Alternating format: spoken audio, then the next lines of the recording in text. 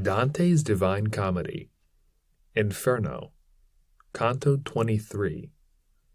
Silent, alone, and without company we went, the one in front, the other after, as go the minor friars along their way. Upon the fable of Aesop was directed my thought, by reason of the present quarrel, where he has spoken of the frog and mouse. For Mo and Isa are not more alike than this one is to that, if well we couple end and beginning with a steadfast mind. And even as one thought from another springs, so afterward from that was born another, which the first fear within me double made. Thus I did ponder. These on our own account are laughed to scorn, with injury and scoff so great that much I think it must annoy them. If anger be on evil will engrafted, then will come after us more merciless than dog upon the leveret which he seizes. I felt my hair stand on end already with terror, and stood backwardly intent, when I said, Master, if thou hidest not thyself and me forthwith, of Malebranche I am in dread. We have them now behind us. I so imagine them, I already feel them. And he, if I were made of leaded glass, thine outward image I should not attract, sooner to me than I imprint the inner. Just now thy thoughts came in among my own, with similar attitude and similar face, so that both one counsel soul I made.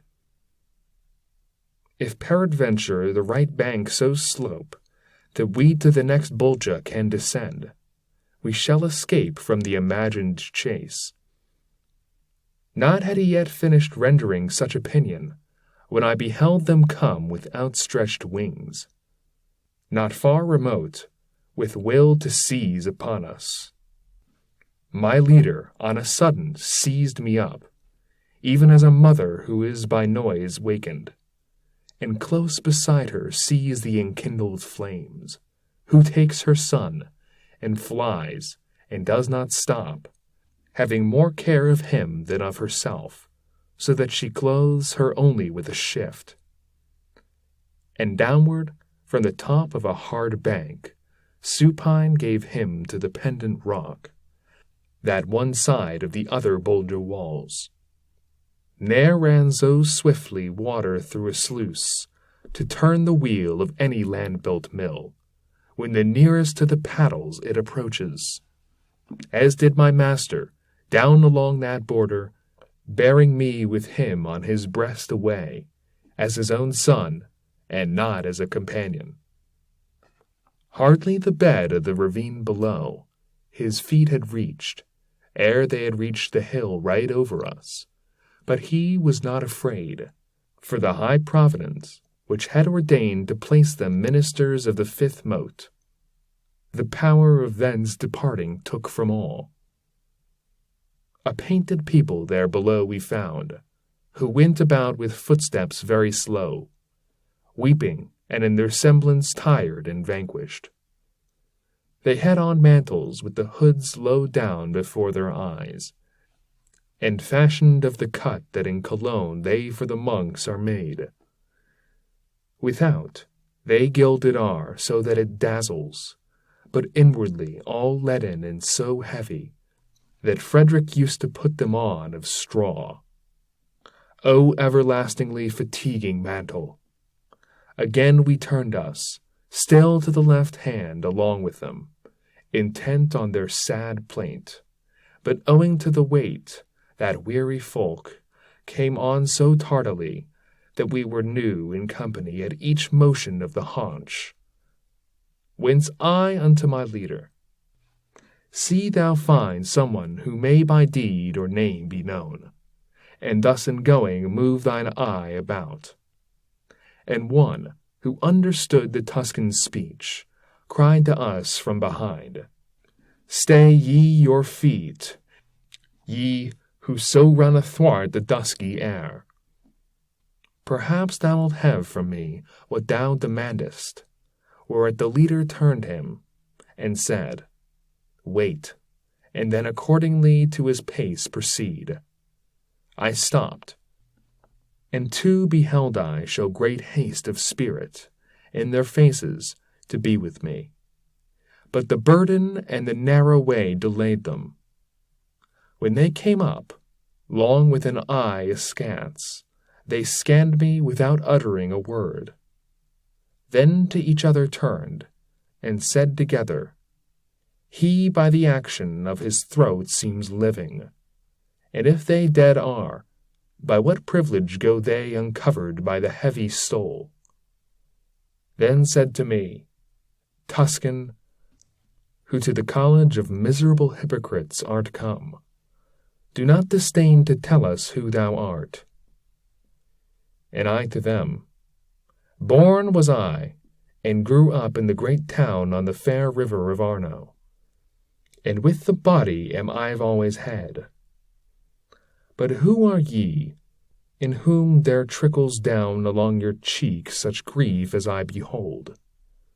And what pain is upon you, that so sparkles? And one replied to me, These orange cloaks are made of lead so heavy, that the weights cause in this way their balances to creak. Frati Gaudenti we were, and Bolognese.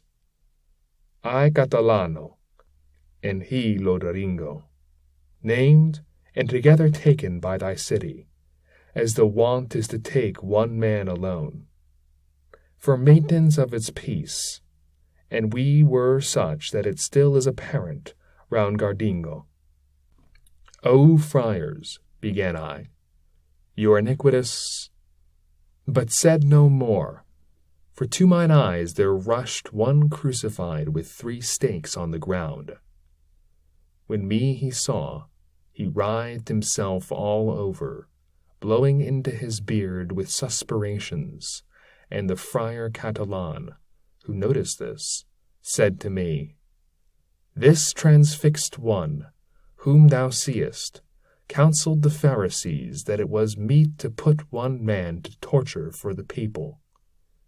Crosswise and naked is he on the path as thou perceivest, and he needs must feel, whoever passes, first how much he weighs, and in like mode his father-in-law is punished, within this mote and the others of the council, which for the Jews was a malignant seed. And thereupon I saw Virgilius marvel o'er him, who was extended on the cross so vilely in eternal banishment. Then he directed to the friar this voice, Be not displeased, if granted thee, to tell us, if to the right hand any path slope down, by which we too may issue forth from here, without constraining some of the black angels to come and extricate us from this deep. Then he made answer, Nearer than thou hopest there is a rock, that forth from the great circle proceeds, and crosses all cruel valleys, save that at this 'tis broken, and does not bridge it. You will be able to mount up the ruin, that sidelong slopes and at the bottom rises. The leader stood a while with head bowed down, then said, The business badly he recounted, who grapples with his hook the sinners yonder. And the friar, Many of the devil's vices once heard I at Bologna, and among them that he's a liar and the father of lies. Thereat my leader with great strides went on, somewhat disturbed by anger in his looks, whence from the heavy laden I departed, after the prints of his beloved feet.